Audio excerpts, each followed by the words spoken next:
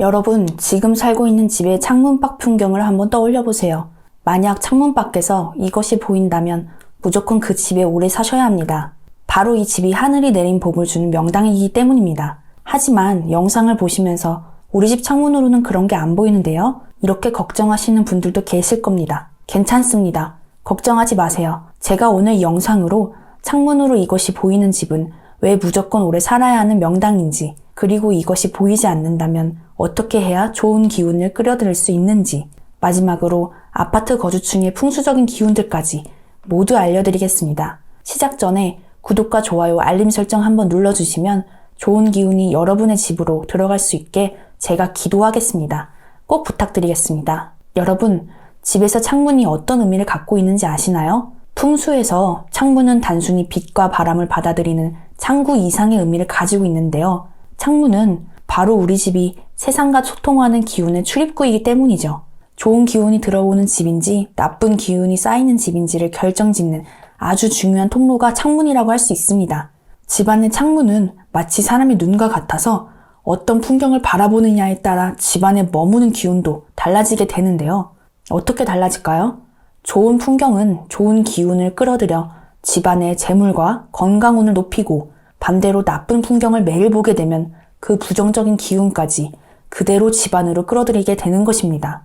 그렇다면 지금부터 창문으로 보일 때 집안의 큰 번영과 재물을 불러오는 가장 좋은 풍경은 무엇인지, 그리고 그것들이 가진 특별한 의미는 어떤 것인지 제가 구체적으로 알려드리겠습니다. 이 풍경들을 잘 기억하셨다가 지금 계신 집에서 이런 모습이 보인다면 절대로 이사하지 마시고 오래 머무르시는 것이 좋겠습니다. 먼저 창문 밖으로 보이는 풍경 중 가장 좋은 명당으로 꼽히는 것은 흐르는 물입니다. 특히 맑고 잔잔하게 흐르는 큰 강이 보이는 집은 풍수에서 말하는 최고의 재물 명당인데요. 물은 풍수적으로 재물을 상징하는데, 큰 강은 작은 물줄기들이 계속해서 모여서 하나의 큰 흐름을 이루는 형태입니다. 이처럼 깨끗한 물이 부드럽게 흐르는 강을 바라볼 수 있는 집은 재물 역시 끊이지 않고 차곡차곡 집 안으로 들어온다고 알려져 있습니다. 실제로도 유명 연예인이나 성공한 사업가들이 선호하는 한강이 보이는 아파트는 이러한 풍수적 이유 때문인데요.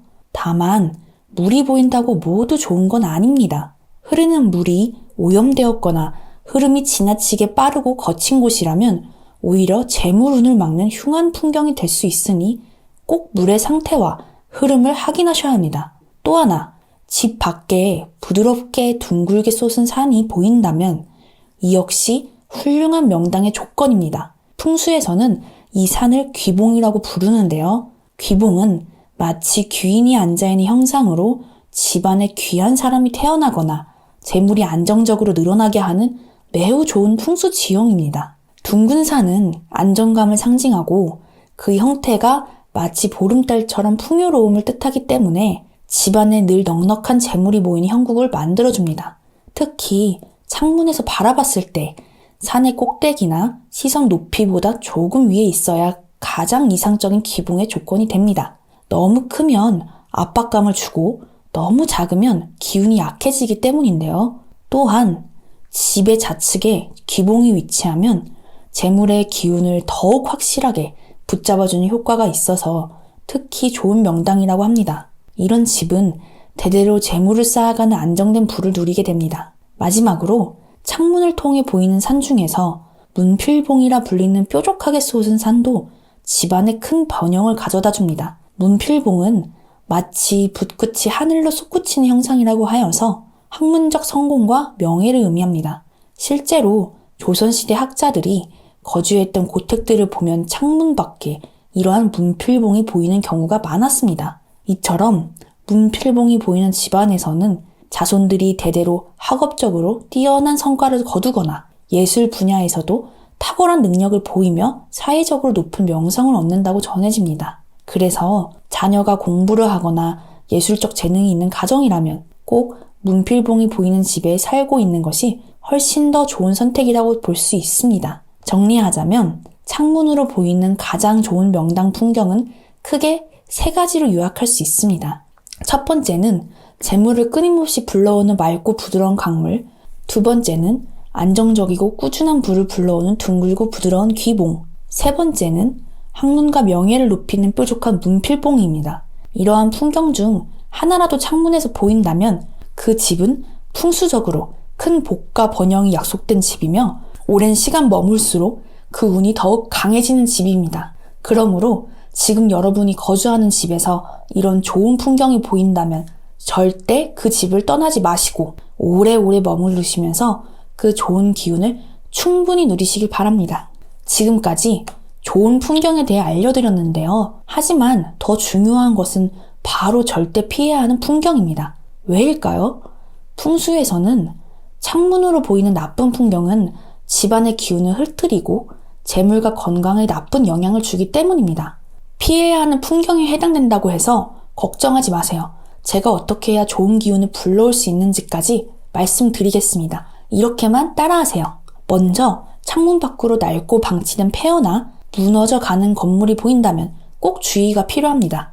왜냐하면 버려지고 방치된 건물은 사람의 온기와 생기가 없는 곳으로 음의 기운이 강하게 머물러 있는 공간인데요. 이런 건물을 매일 바라본다면 집안까지 침체되고 다운되는 기운을 받을 수 있습니다. 특히 철거 예정인 건물이 눈앞에 보이면 더 불길한데 이거는 불안정한 기운이 집안에 영향을 주기 때문입니다.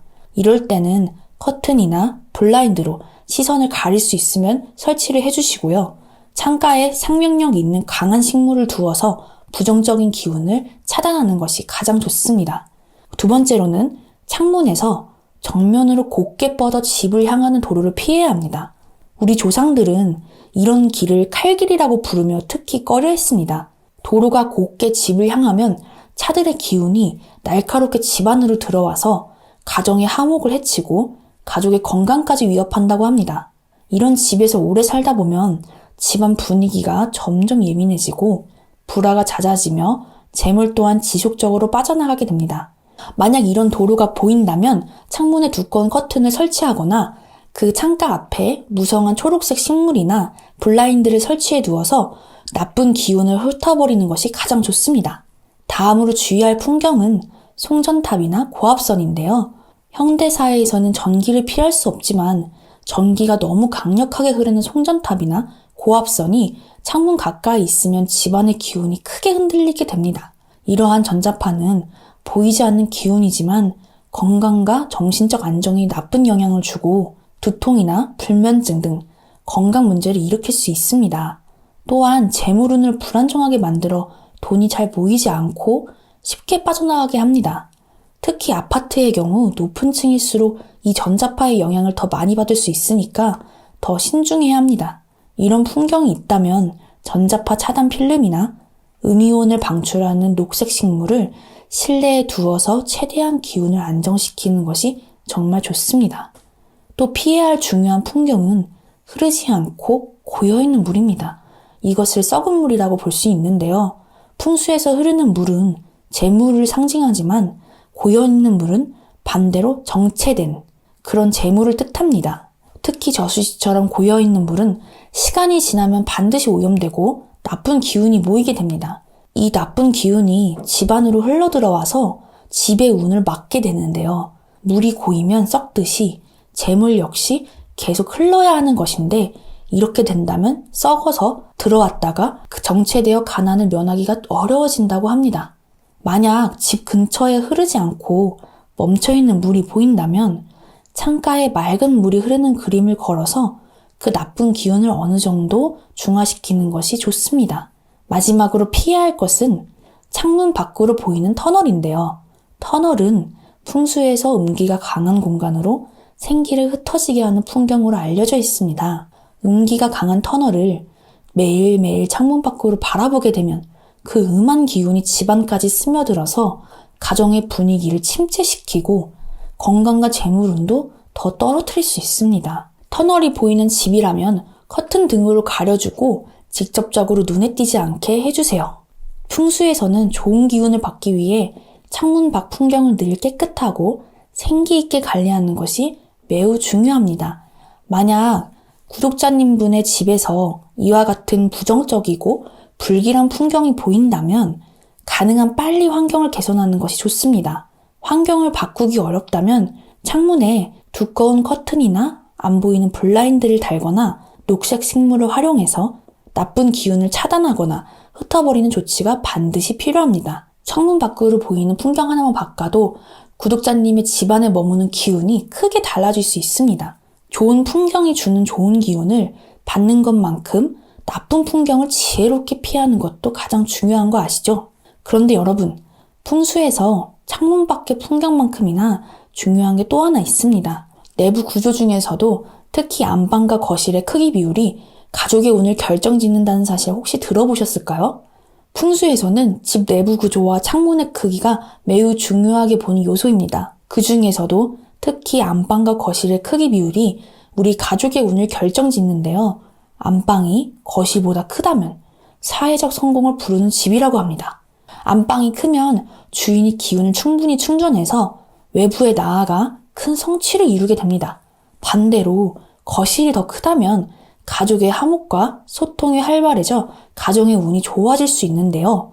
또한 거실 창의 크기는 재물운과 직결된다고 볼 수 있습니다. 큰 창은 집으로 들어오는 기운을 의미하는데 풍수에서는 크고 밝은 창이 있을수록 재물이 더 많이 유입된다고 보면 됩니다. 특히 남향의 큰 창이라면 더욱 좋겠죠. 하지만 너무 큰 창문은 집안의 기운을 흩어지게 할 수 있는 불완전한 요소이기 때문에 적당한 크기를 유지하는 것이 가장 좋습니다. 집 내부 구조에서 바람이 잘 통하는지도 매우 중요합니다. 현관에서 들어온 바람이 자연스럽게 베란다나 뒷문을 통해 빠져나가는 구조여야 기운이 막히지 않고 원활히 흐릅니다. 바람이 막혀있는 집은 재물도 막히고 건강운까지 악화될 수 있어서 주의해야 합니다. 특히 화장실이 현관과 가까우면 좋은 기운이 빠져나가니까 위치를 반드시 확인해 주시거나 항상 문을 닫고 다니셔야 됩니다. 그런데 여러분, 같은 아파트 단지, 같은 동이라도 몇 층에 사는지에 따라 집 안으로 들어오는 기운이 달라진다는 사실, 왜 그런지 궁금하지 않으셨나요? 지금부터 중요합니다. 아파트의 충수와 풍수적 기운의 깊은 관계를 구체적으로 설명드릴게요. 여러분, 아파트에 사실 때 몇 층에 살고 계신가요? 혹시 아파트의 충수가 우리 가족의 운과 깊은 관계가 있다는 사실을 알고 계셨나요? 풍수에서는 아파트라는 수직적인 주거 공간에서 층수가 매우 중요한 의미를 가진다고 강조합니다. 풍수적으로 아파트는 두 가지 기운을 갖습니다. 하나는 땅의 안정된 기운으로 대지의 기운이라고 보시면 됩니다. 다른 하나는 하늘에서 오는 변화무쌍한 기운, 즉 대기의 기운인데요. 층수로 낮은 아파트 저층일수록 땅의 기운을 더 많이 받고 높은 층수로 올라갈수록 하늘의 기운이 더 강해집니다. 여기서 중요한 것은 가족 구성원들의 연령과 특성에 따라서 자신에게 맞는 기운이 따로 있다는 것입니다. 먼저 나이가 많으신 분들이나 노년층은 대지의 기운을 받는 저층에서 사시는 게 가장 좋습니다. 풍수에서 땅의 기운은 안정적이고 평온한 성격을 띠고 있어서 나이 드신 분들의 건강과 정서적인 안정감에 큰 도움이 되기 때문이죠. 그런데 만약 노년층이 대기의 기운이 강한 고층에 살게 되면 몸과 마음이 불안정해지고 피로감을 더 자주 느끼게 될 수 있습니다. 이럴 때는 소파나 침대 같은 가구를 푹신하고 안락한 것으로 바꾸어서 안정적인 기운을 더해주는 것이 좋습니다.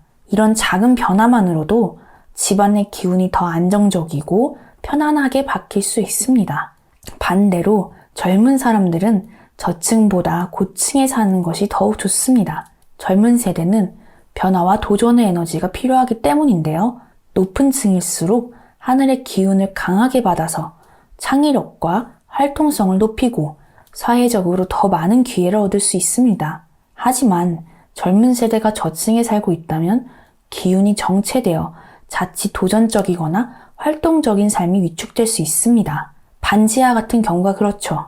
이 경우는 가구 배치를 다소 단단하고 모서리가 뚜렷한 형태로 구성해서 집안의 기운을 활발하게 만들어주는 것이 좋습니다. 특히 소파나 의자처럼 앉는 가구들은 푹신한 형태보다 단단한 재질을 선택하는 것을 추천드립니다. 그럼 더 좋은 기운을 받을 수 있습니다. 또한 아파트 주변 환경도 풍수적으로 중요한 역할을 줍니다. 주변에 고층 건물이 많지 않고 탁 트인 환경일수록 고층에 사는 젊은 층은 더욱 활발하고 긍정적인 기운을 받을 수 있습니다. 하지만 저층에 살고 있는 노년층에게는 오히려 이런 개방적인 환경이 불안감을 줄 수 있으므로 아파트 주변에는 어느 정도 건물이 있어서 안정감을 주는 환경이 더 좋다고 합니다. 젊은 층일수록 저는 반지하보다 옥탑방을 더 추천해 드리는 이유가 이것입니다. 이처럼 아파트의 층수는 단순히 전망이나 생활 편의성의 문제가 아니라 가족 구성원 개인의 운과 건강에까지 영향을 미치는 매우 중요한 요소입니다. 그런데 이미 살고 있는 집에서 층수를 바꾼다는 게 정말 쉽지 않죠? 이럴 때는 가구나 실내 인테리어의 배치로만 해도 그 기운을 보완하는 것이 좋습니다. 가령 높은 층에 살면서 불안감을 느끼는 노년층은 집안의 가구를 안정적이고 편안한 형태로 바꾸거나 조금 더 낮은 가구나 그런 형태로 바꿔주시면 좋습니다. 실내에 안정감을 주는 식물들을 두어서 심리적으로 안정감을 얻을 수 있습니다. 반면 낮은 층에서 답답함을 느끼는 젊은 층이 있다면 가구 배치를 활기차게 바꾸고 밝은 조명이나 활동성을 높이는 장식물을 추가해서 에너지의 흐름을 좋게 만들어주는 것을 추천합니다. 결국엔 아파트의 층수와 기운의 관계는 가족 개개인의 삶의 질과 행복에 큰 영향을 미칩니다. 가족의 연령과 성향에 맞는 층수 선택과 인테리어 배치를 통해서 각자에게 가장 적합한 기운을 받을 수 있도록 노력하는 것이 가장 중요합니다. 이렇게 자신에게 맞는 기운을 제대로 활용한다면 집안에는 건강과 번영이 끊이지 않을 것이에요. 여러분, 오늘은 집안의 운과 재물을 결정짓는 창문 풍수에 대해서 알아봤습니다. 좋은 풍경이 보이는 창문은 집안의 큰 번영과 재물, 명예를 더 끌어들입니다. 맑은 강물이나 둥근 기봉, 그리고 뾰족한 문필봉이 보이는 집이라면 꼭 오래 머무시고, 반대로 나쁜 풍경이 있다면 작은 변화로도 좋은 기운으로 끌어올 수 있으니까 너무 걱정하지 마세요. 오늘 내용이 도움이 되셨다면 구독과 좋아요 꼭 부탁드리겠습니다. 혹시 창문 풍수와 관련해 더 알고 싶은 점이 있으시거나 본인의 집에 맞는 최적의 풍수 인테리어 방법이 궁금하시다면 여기 동영상에 편하게 댓글로 남겨주세요. 그러면 제가 별다른 복채 없이 여러분의 댓글 하나하나를 꼼꼼히 확인하고 각자의 상황에 맞춘 가장 실천하기 쉽고 효과적인 풍수 인테리어 방법을 알려드리겠습니다. 꼭 참고해주세요. 또한 여러분의 소망을 적어주시면 제가 함께 기원하고 기도하고 서원하겠습니다. 끝까지 시청해주셔서 감사합니다.